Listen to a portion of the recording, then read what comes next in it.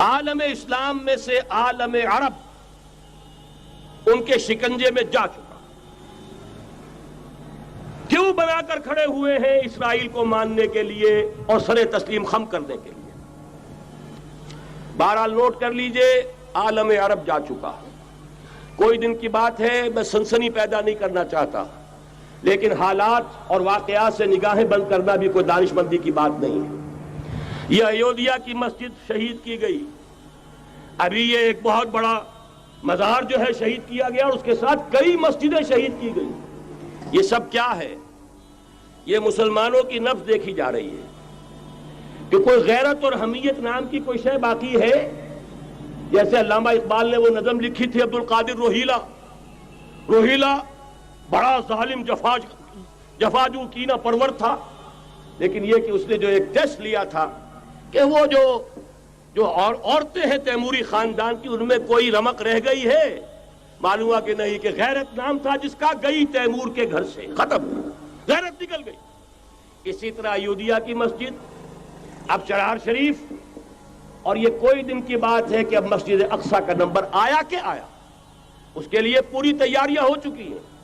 یروشلم کا مشرقی حصہ خالی کرایا جا چکا ہے، اس کے اندر اب پورا تسلط یہودی کر رہے ہیں، یہاں تک کہ اب کے یاسر عرفات صاحب نے بھی کچھ نہ کچھ جو ہے احتجاج کی بات کی ہے، حالانکہ اب تک ہر بات مان کر منقار زیرے پر تھا، لیکن یہ کہ ایک وقت آتا ہے آخر کار اسے بھی کچھ بولنا پڑ گیا ہے۔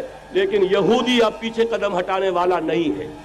ان کا تھرڈ ٹیمپل، تیسری مرتبہ ہیکل سلیمانی تعمیر ہونا ہے۔ نوٹ کر لیجئے، ان کے لیے وہ وہی کچھ ہے جو ہمارے لیے کعبہ ہے، ان کے لیے ہیکل سلیمانی بالکل وہی حیثیت رکھتا ہے جو ہمارے لیے کعبہ۔ وہ ہیکل سلیمانی ایک مرتبہ پہلے نبوکدنضر کے ہاتھوں مسمار ہوا، پھر سن 70 عیسوی میں ٹائٹس کے ہاتھوں مسمار ہوا، سن 70 کے بعد آج 1995 میں کتنے برس ہو گئے؟ پورے 1925 برس ہو گئے کہ ان کا کعبہ زمین بوس پڑا ہوا ہے۔ اب تک تو ان کا بس نہیں تھا، اب تو بس ہے کہ نہیں؟ اب ان کی حکومت ہے کہ نہیں؟ اب شاہ حسن ہو چاہے شاہ حسین، ان کے نوکر اور چاکر ہیں یا نہیں؟ اب انہیں ڈر کس کا ہے؟ لہذا کوئی دن کی بات ہے، مسجد اقصیٰ شہید ہوگی اور ٹیمپل کی تعمیر شروع ہوگی۔ یہ تو بہرحال ایک نقشہ ہے۔ اگلا نقشہ آپ کو بتانا چاہتا ہوں، ایک دوسری تصویر ہے۔ یہ تصویر ہے زمینی، ایک تصویر ہے آسمانی۔ وَمَكَرُوا وَمَكَرَ اللَّهُ وَاللَّهُ خَيْرُ الْمَاكِرِينَ۔ انہوں نے اپنی سی تدبیریں کی، اللہ نے اپنی تدبیر کی، اور ظاہر بات ہے اللہ کی تدبیر سے بہتر تدبیر کس کی ہوگی؟ چنانچہ یہودیوں کی سازشیں اس وقت بھی ناکام ہوئی تھی یا نہیں؟ ظاہر بات ہے جاء الحق وزهق الباطل ان الباطل کان زہوقا۔ لہذا یہ آیتیں دونوں اعلان کر رہی ہیں کہ یہودیوں کی سازشیں بالآخر ناکام ہوں گی اور دین حق کا بول بالا ہو کر رہے گا۔ یہ تو ان آیتوں سے ظاہر ہے۔ یریدون لیطفئوا نور اللہ بافواہہم واللہ متم نورہ ولو کرہ الکافرون۔ یریدون ان یطفئوا نور اللہ بافواہہم ویابى اللہ الا یتم نورہ ولو کرہ الکافرون۔ هو الذی ارسل رسولہ بالہدى ودین الحق لیظہرہ علی الدین کلہ ولو کرہ المشرکون۔ اللہ نے تو بھیجا ہی ہے اپنے رسول کو اس فیصلے کے ساتھ اور یہ ذمہ داری اور مشن دے کر کہ جو دین حق آپ کو دے کر بھیجا جا رہا ہے اسے غالب کیجئے، نافذ کیجئے، قائم کیجئے۔ اس مشن کے ساتھ بھیجا جا رہا ہے۔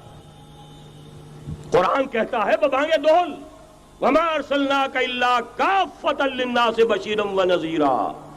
اے محمد صلی اللہ علیہ وسلم، ہم نے نہیں بھیجا ہے آپ کو مگر پوری نوع انسانی کے لیے بشیر اور نذیر بنا کر۔